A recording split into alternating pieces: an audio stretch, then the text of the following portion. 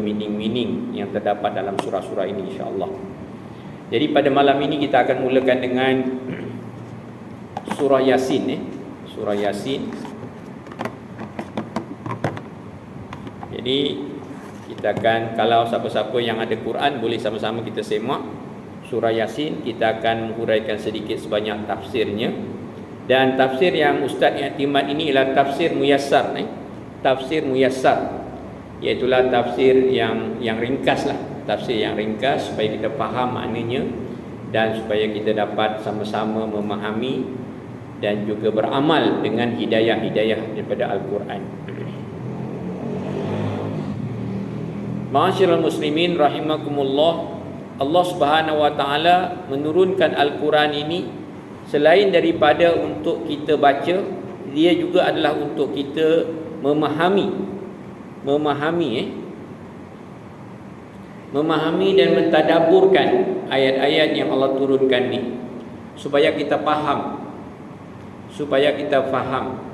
Sebab apa? Ayat Quran ini adalah merupakan petunjuk, hudan linnas, hudan linnas wa bayyinatin minal huda wal furqan. Syahrul Ramadan allazi unzila fihi al-Quran hudan linnas. Bulan Ramadan itu bulan diturunkan Al-Quran sebagai petunjuk kepada manusia. Macam mana kita nak dapat petunjuk kalau kita tidak tahu dia punya makna, dia punya sedikit sebanyak tafsirnya. Jadi oleh yang demikian, kita bacalah terjemahan dia sekurang-kurangnya sekali seumur hidup kita baca terjemahan itu, dan kita mengulang-ulangkan ayat mengulang-ulangkan kita baca berkali-kali lah ayat Quran yang bahasa Arabnya tu kita kena baca berkali-kali. Kemudian dia punya terjemahannya tu kita bacalah sebanyak mungkin yang boleh supaya kita faham. Dan insya-Allah ada kesempatan-kesempatan yang macam ini, ustaz-ustaz kita yang mengajar di sini juga dia akan menghuraikan sikit sebanyak tentang tafsiran ayat-ayat yang kita baca. Ma'asyiral muslimin rahimakumullah, surah Yasin.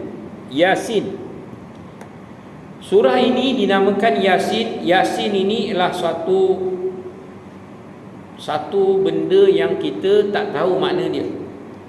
Kalau dalam tafsir Alif Lam Mim, antara yang disebutkan oleh tafsir Jalalain, dia kata Allahu a'lamu bimuradi zalik. Allah saja yang tahu apa maksud Alif Lam Mim itu. Jadi tafsir Quran ni ada yang diketahui oleh ulama, ada yang tidak diketahui. Dan di antara benda-benda yang tak diketahui ni ialah macam nilah dipanggil huruful muqata'ah, huruful ijaiyah. Alif Lam Mim, Yasin, Nun, Kaf, Ha, Ya, Ain, Sad.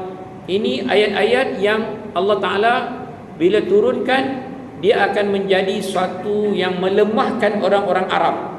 Orang Arab dia biasa dengan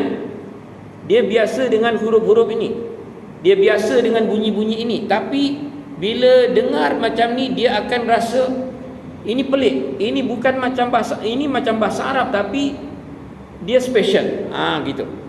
Jadi itulah di antara tujuan Al-Quran ini ada di kalangan benda, ada di kalangan ayat-ayat Quran ini yang kita tak faham maksud dia.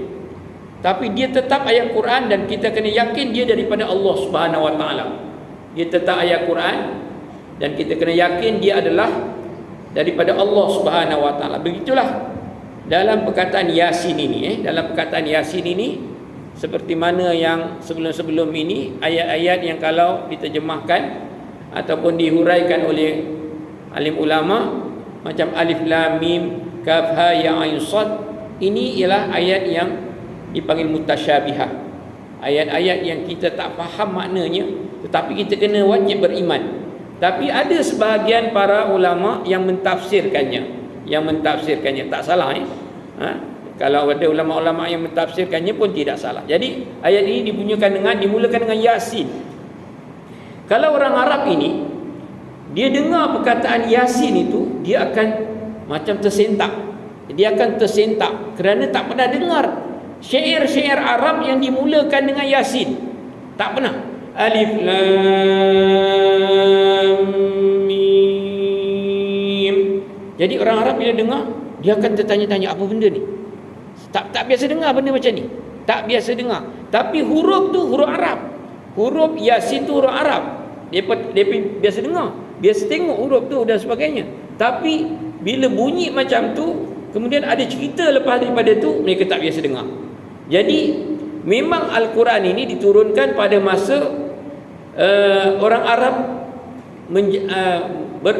terkenal dengan kesusastraan. Orang Arab terkenal dengan kesusastraan mereka, dan Quran itu turun pada masa zaman kesusastraan mereka. Jadi oleh demikian, bila dengar macam ni, mereka akan tercengang-cengang. Apa benda yang nak cerita ni? Ini bukan macam orang biasa, ini bukan karya biasa ni.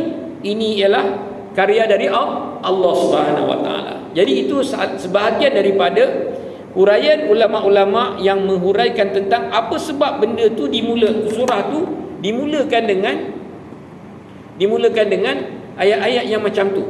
Dia mula dengan huruf hijaiyah ataupun huruful al-muqatta'ah. Jadi dalam surah Yasin ini dimulakan dengan Yasin. Yasin. Jadi maksudnya di sini kita pun tak tahu apa maksud dia. Tetapi tujuan benda ni ialah tujuan supaya orang Arab merasa lemah, tak boleh nak mencipta macam ni. Yang kedua, supaya orang-orang Arab termenung dan tercengang, dan dia akan nak tahu apa benda ni, apa benda karya yang berbentuk macam ni. Begitu jugalah ayat-ayat yang cuma kita dengar dalam surah Maryam, kaf ha ya ain sad. Jadi lepas daripada tu, biasanya selepas daripada huruful muqatta'ah ini, Allah Subhanahu Wa Taala akan menyebutkan tentang kehebatan kitab Al-Quran. Kehebatan kitab Al-Quran. Di antaranya lah Alif Lam Mim zalikal kitab. Dan Alif Lam Mim zalikal kitab menyebutkan tentang Al-Quran. Kemudian Yasin, lepas tu apa? Wal Qur'anil Hakim. Itu juga kebesaran tentang kehebatan Al-Quran. Jadi biasanya selepas daripada huruf muqatta'ah ini ataupun huruf hijaiyah ini, Allah Subhanahu Wa Taala akan menyatakan tentang kebesaran dan kehebatan mukjizat Al-Quran. Jadi begitu juga dalam surah Yasin ini kita lihat Allah Subhanahu Wa Taala menyebutkan Yasin wal Qur'anil Hakim. Yasin wal Qur'anil Hakim. Wal Quran dalam bahasa Arab jangan terjemahkan dan, kerana dalam bahasa Arab ini waw itu ada kadang-kadang makna dan, kadang-kadang makna demi, kadang-kadang makna ataf, kadang-kadang makna sumpah, makna qasam. Jadi di sinilah makna sumpah. Yasin, demi sesungguhnya ataupun demi kitab yang bijaksana, yang mengandungi hikmah ini, demi kitab yang mengandungi hikmah ini. Wal Qur'anil Hakim. Jadi Allah Subhanahu Wa Taala bersumpah. Allah Subhanahu Wa Taala bersumpah dengan Quran yang muhkam ini, dengan Quran yang telah sempurna hukum hakamnya. Telah sempurna hukum hakamnya, di mana dalam Quran itu ada hukum hakam, ada hikmah-hikmah. Ada hukum hakam, satu, ada hikmah. Hukum hakam tadi katakanlah wal mutallaqat yatarabbasna bi anfusihinna salasata quru. Orang-orang yang ditalakkan oleh suaminya, perempuan-perempuan yang ditalakkan suaminya hendaklah beriddah selama 3 kali suci. Itu hukum hakam. Jadi dalam Quran ni ada yang wal Quranil Hakim. Hakim itu tadi maksudnya pertama dia ada hukum hakam. Itu juga makna hakamah daripada kata akar hakamah tu. Jadi wal Quranil Hakim, Allah Ta'ala bersumpah dengan Quran yang pertama dia mengandungi hukum hakam. Yang kedua, Quran ini juga ada hikmah. Ada hikmah kebijaksanaan. Al-Quran ini juga ada hikmah kebijaksanaan. Artinya apa yang terkandung dalam Quran ini, seperti mana kita sebut di awal tadi, bahawa dia adalah merupakan hudan lil muttaqin, petunjuk kepada manusia, maka dia juga mengandungi hikmah. Hikmah ini kebijaksanaan. Kebijaksanaan ini apa? Ialah ilmu dan juga hikmah. Ilmu dan juga hikmah. Jadi Quran ini ada hukum hakam, ada hikmah. Ada hikmah. Disebut sini tadi wal Quranil Hakim ini juga adalah hukum hakam, kemudian hikmah dan hujah. Dan juga Quran ini ada hujah. Hujahnya. Kenapa ada dalam Quran. Di antara kenapa itu antaranya ialah yang dikarangkan oleh ulama, sebahagian daripada mereka mengistimbatkan daripada ayat Quran itu tentang hikmatut tasyri' wa falsafatuh. Hikmatut tasyri' wa falsafatuh, iaitulah hikmah rahsia-rahsia syariat dan juga falsafah syariat. Contohnya macam puasa, apa dia punya hikmah dia. Contohnya macam zakat, contohnya macam haji, contohnya macam korban, apa hikmah-hikmahnya tu ada. Ada sebahagiannya yang difahami oleh manusia dan sebahagian besarnya tidak difahami oleh manusia. Jadi wal Quranil Hakim tadi, dia adalah merupakan sumpah Allah Subhanahu wa taala terhadap kitab Quran ini yang mengandungi hukum hakam, yang mengandungi hikmah, yang mengandungi hujah-hujah. Dan Allah Ta'ala bersumpah dengan Quran yang seperti ini sifatnya. Dan dia juga menyatakan, menegaskan bahawa innaka laminal mursalin ayuhar rasul, engkau adalah merupakan rasul yang diwahyukan oleh Allah Subhanahu wa taala kepada hamba-hambanya, kepada umat manusia. Dan rasul ini adalah merupakan manusia yang berada di jalan yang benar, di jalan yang betul. Dan di jalan yang betul itulah yang ditafsirkan oleh ulama ialah Islam. Yasin, apa tadi maksudnya ialah kita tak tahu maksudnya. Wal Quranil Hakim, demi Quran yang mengandungi hikmah. Hikmahnya tadi dia ada hukum hakam, dia ada hujah-hujah, dia ada hikmah-hikmah. Dan Allah Ta'ala menegaskan bahawa innaka laminal mursalin, bahawasanya Nabi Muhammad sallallahu alaihi wasallam itu adalah merupakan rasul yang diutuskan oleh Allah Subhanahu wa taala, yang berada di dalam Islam, yang berada di atas jalan yang benar, jalan yang betul. Jadi kisahnya tu bila mana orang-orang kafir Quraisy tidak mempercayai bahawa Rasulullah adalah rasul, bahawa Nabi Muhammad adalah rasul, mereka tak percaya. Maka Allah Ta'ala tegaskan dalam surah Yasin ini, tegaskan kepada orang-orang kafir bahawa Nabi Muhammad itu adalah merupakan rasul yang diutus oleh Allah. Rasul yang diutus oleh Allah Subhanahu wa taala. Jangan buat tak tentu arah. Jangan buat sembarangan dengan rasul ini. Jangan buat sembarangan dengan rasul yang diutuskan oleh Allah Subhanahu wa taala ini. Ala siratim mustaqim, bahawa rasul ini berada di atas jalan yang benar. Bila dia berada di atas jalan yang benar, dia memberikan petunjuk kepada manusia. Petunjuk. Allah Ta'ala ni sayang Allah Ta'ala kepada umat manusia, sehingga dia memberikan kepada umat manusia ini satu utusan. Dia hantarkan utusan untuk mengajar manusia macam mana beribadah. Kalau tidak, kita tak boleh nak sembahyang berjemaah macam ni, kita tak tahu. Oleh kerana sayangnya Allah kepada kita, maka diantarkan rasul mengajar kita macam mana nak beribadah. Kalau tidak, manusia beribadah berdasarkan ritual-ritual yang dia suka, ikut macam mana dia nak suka. Kalau kita lihat orang-orang yang tidak mendapat wahyu Allah, dia beribadah ataupun mereka melaksanakan ritual-ritual yang direka-reka daripada diri mereka sendiri. Sedangkan kita buat ni bukan rekaan. Ini adalah petunjuk daripada Nabi sallallahu alaihi wasallam yang mendapat petunjuk dan wahyu dari Allah. Itu kita kena yakin. Macam ni Rasulullah buat, macam ni Rasulullah solat, macam ni Rasulullah zikir dan baca Quran. Ini adalah merupakan petunjuk-petunjuk ataupun keadaan-keadaan yang perlu kita bersyukur kepada Allah Subhanahu wa taala kerana diutuskan. Innaka laminal mursalin, bahwasanya Rasulullah adalah merupakan rasul yang diutuskan oleh Allah kepada umat manusia. Firman Allah Subhanahu wa taala, Tanzilal Azizir Rahim, ayat yang kelima, di mana Al-Quran itu adalah merupakan nazzalallahu hadzal Quran tanzilal aziz fi intiqamihi min ahli al-kufri wal ma'asi. Bahwasanya Allah Subhanahu wa taala menurunkan Al-Quran ini, Allah Ta'ala turunkan Quran ini sebagai satu peringatan kepada orang-orang yang bermaksiat kepada Allah di kalangan orang kafir dan orang musyrik. Kepada orang kafir dan musyrik Allah turunkan peringatan Quran ini sebagai suatu yang dapat memberikan peringatan kepada mereka bahawasanya Allah Subhanahu wa taala ini akan membalas segala kerja buat mereka, yang baik dibalas baik, yang jahat dibalas jahat. Allah Ta'ala turunkan Quran ini, dia bersifat aziz, tanzil al-azizir rahim. Dia adalah satu penurunan daripada Allah Subhanahu wa taala yang bersifat aziz. Aziz ini perkasa.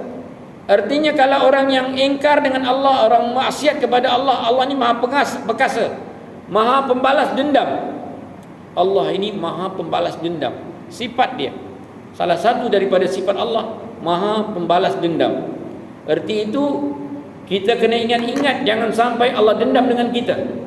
Kalau kita kena ingat supaya Allah tidak dendam dengan kita, macam mana kita nak buat? Kita kena taat kepada Allah dan jauhi maksiat Allah, jauhi menderhakai Allah. Jangan kita menderhakai Allah Subhanahu wa taala. Jadi Allah Subhanahu wa taala tadi turunkan Quran ini di mana dia bersifat aziz, tanzilal azizir rahim. Aziz artinya Allah Taala maha perkasa.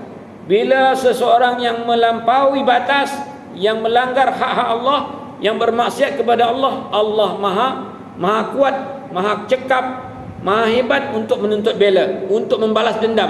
Itu sifat Allah. Dan Ar-Rahim, tanzilal azizir rahim, dia bersifat aziz, maha perkasa. Ar-Rahim, dia juga maha penyayang. Jadi perkasanya tadi ditunjukkan kepada orang-orang yang bermaksiat, kepada orang yang derhaka. Tetapi bagi orang yang beriman, bagi orang yang mukmin, bagi orang yang taat, maka dia rahim. Maka dia rahim. Seperti mana Allah Subhanahu wa taala berfirman dalam ayat yang lain, i'lamu annallaha syadidul iqab wa annallaha ghafurur rahim. Subhanallah. Allah Ta'ala suruh kita tahu, wahai manusia semua, wahai orang yang beriman, i'lamu annallaha syadidul iqab, bahwasanya Allah Ta'ala sangat hebat dia punya siksaannya, sangat hebat siksaan Allah.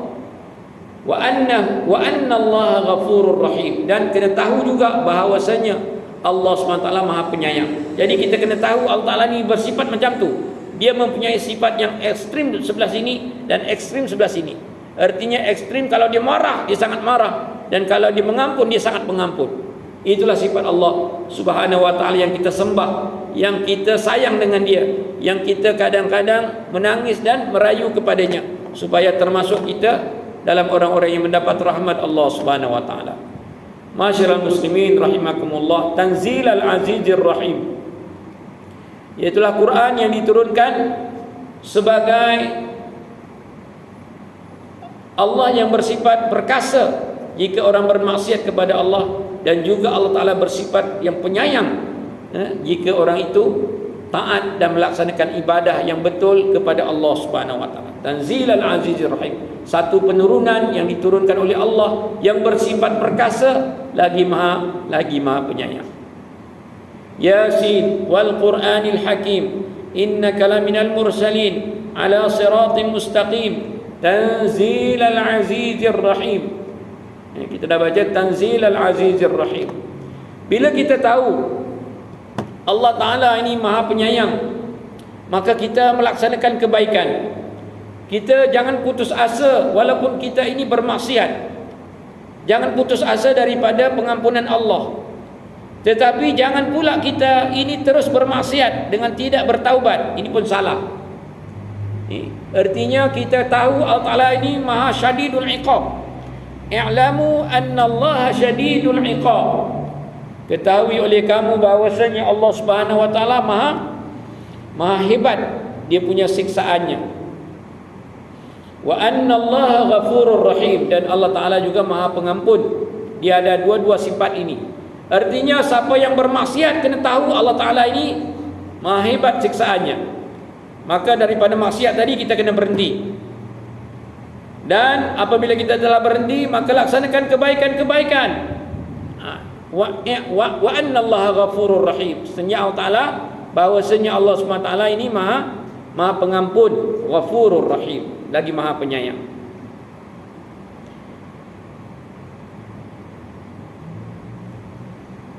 Tanzil al-azizir rahim litunzira qauman ma unzira aba'uhum fahum ghafilun.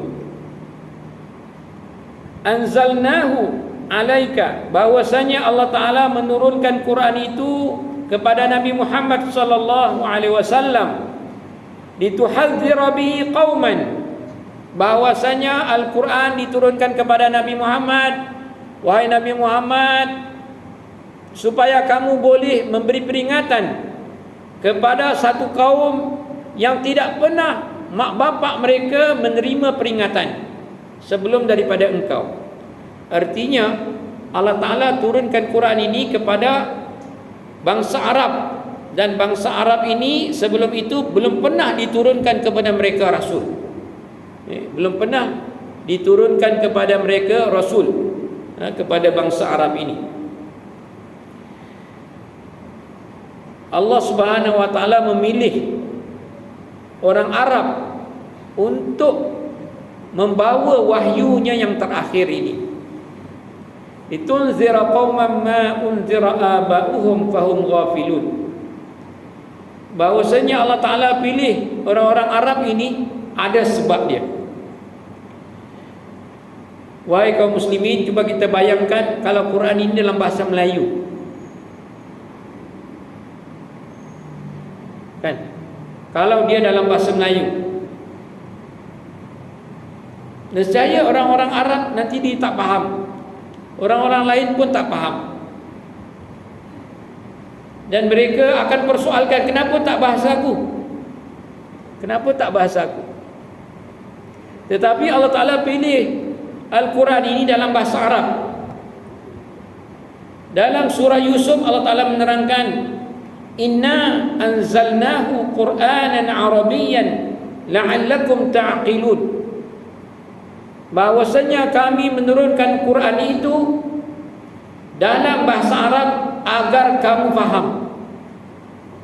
Artinya Allah Ta'ala dah siap-siap pilih dah bahasa Arab ini untuk orang Melayu faham, untuk orang Indonesia faham, untuk orang Cina faham, untuk orang India faham, untuk orang yang lain-lain boleh faham.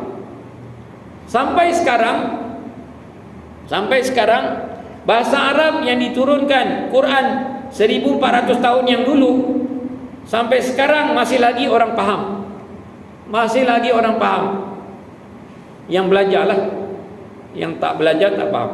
Tapi kalau kita bandingkan bahasa Latin, bahasa yang dah 1400 merentasi rentang masa 1400 tahun, dah ramai orang tak faham. Macam bahasa Ibrani, ramai orang yang aslinya tak faham. Bahasa Suryani yang aslinya tak faham. Bahasa Latin yang aslinya tak faham. Bahasa Itali yang aslinya 1400 tahun dulu tak faham. Kecuali bahasa Arab yang merentasi rentang masa yang panjang ini masih boleh orang faham. Dan masih ada kaedah untuk memahami dan mempelajari bahasa itu. Itulah sebabnya yang terkini saya terbaca di Eropah dan Amerika, mereka melakukan satu perjumpaan untuk mengkaji keistimewaan bahasa Arab ini, dan akhirnya mereka sampai kepada satu resolusi bahawasanya mereka perlu membukukan dokumen-dokumen utama kerajaan dalam bahasa Arab. Mereka membukukan dokumen-dokumen utama kerajaan dalam bahasa Arab. Kerana apa? Kerana bahasa ini telah terbukti merentasi rentang masa yang lama dan tak berubah. Kalau satu kitab, katakanlah kitab Jawi kuno, kitab Jawa yang 1400 atau 500 tahun yang lepas, kita tak boleh baca dah. Tak ada orang yang faham. Tapi Quran kita ini dah 1400 tahun yang dulu, tapi boleh kita baca dan boleh kita faham dan boleh kita pelajari. Dan ada orang bercakap dengan bahasa itu. Oleh yang demikian tadi, maka orang-orang Eropah dan Amerika, mereka telah menjumpai rahsia ini dan mereka telah mendokumenkan dokumen-dokumen utama kerajaan dalam bahasa Arab. Kerana apa? Kerana untuk memelihara harta-harta kerajaan ini tadi, supaya tidak boleh dibolak-balikkan di tafsir-tafsir yang lain. Dibuatnya dalam bahasa Arab supaya bila orang baca dia boleh faham, dan bila faham betul fahamnya tu. Jadi kalau orang Eropah belajar bahasa Arab, takkan orang Melayu nak tengok-tengok saja. Jadi kita kena berusaha, kena berusaha belajar sikit-sikit. Yang mana ada kelas bahasa Arab belajar, yang mana dalam kelas online ada belajar, supaya kita boleh dapat. Kerana ini orang Eropah dah sedar. Kalau kita tak sedar lagi, wallahu a'lam. Itunzira qauman ma unzira aba'uhum fahum ghafilun. Bahwasanya Quran itu diturunkan Allah Subhanahu wa taala supaya Nabi Muhammad boleh memberikan peringatan kepada orang-orang Arab yang tidak pernah mak bapak mereka diberikan peringatan. Maknanya bangsa Arab sebelum ini tidak pernah ada rasul. Tidak pernah ada rasul di kalangan bahasa Arab, bangsa Arab. Jadi Rasulullah lah di antara kabilah, keluar daripada kabilah Quraisy, yang menjadi rasul di dalam kalangan orang-orang Arab ini. Itu hal dia duduk dalam satu markas, satu tempat, satu pusat untuk melaksanakan dakwah tu. Maka setiap petang mereka akan pergi keluar untuk menyampaikan dakwah Islam ini kepada penduduk-penduduk Islam, orang-orang Arab, orang-orang India yang Islam yang ada di Britain sana. Mereka sampaikan dakwah. Satu hari ada satu jemaah itu pergi ketuk satu rumah orang. Assalamualaikum, tak dengar. Assalamualaikum, tak ada jawab. Assalamualaikum, tak ada jawab. Lepas tu baru dia datang. Ada seorang yang kusuk pasai datang. Kau nak apa? Dia cakap dalam bahasa Arab dia lah, bahasa India. Dia cakap. Jadi pendakwa tu kata, saya ni daripada jemaah ini nak ajak tuan sekalian untuk datang untuk kita sembahyang berjemaah di masjid, di surau, di tempat kita, supaya tuan-tuan boleh datang. Lepas tu kawan tu kata, kamu pergi dulu, kamu sembahyang, sekali saya pergi. Lepas tu kawan ni kata, pendakwa ni kata, saya tak pergi. Kalau awak tak pergi sekali dengan saya tak jalan. Lepas tu kawan tu pun tunggu sekejap, tunggu barulah tuan rumah tu tadi pergi sekali dengan jemaah tabligh ini, pergi semayang atau pergi ikut program tabligh itu. Lepas tu alhamdulillah, dengan kehendak Allah SWT, dengan hidayah yang ada pada Allah SWT, dengan kekuasaan ada pada dia, maka tuan rumah ni tadi yang ikut jemaah ni tadi akhirnya menjadi karkun besar, menjadi orang yang sangat berbakti pada dakwah, dan dia juga sedar tentang kewajipannya sebagai seorang manusia, tentang kewajipan berdakwah dan sebagainya, sehingga dia menjadi orang yang baik, yang soleh.